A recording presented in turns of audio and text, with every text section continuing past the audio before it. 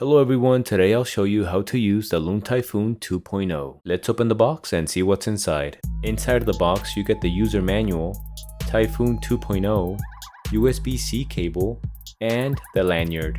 To get started, remove the pod from the device. Peel the connection sticker from the pod. Locate the rubber seal, open it, and to fill the pod, grab your favorite juice. Loon salts work the best, but any salt nicotine juice can also be used. After filling the pod, it is recommended to saturate for 2 to 3 minutes to avoid burning the coil. Place the pod in the device and it's ready to use. Refill packs are available for purchase online. On the back, it has a sliding airflow control. All the way to the left is for more air. All the way to the right is for less air. On the front, it has the LED light indicator.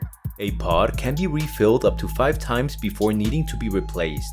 For replacement pods, Loon salts, or to look at all the other colors and options, visit our website. And don't forget to follow us and subscribe for more. Thank you for watching.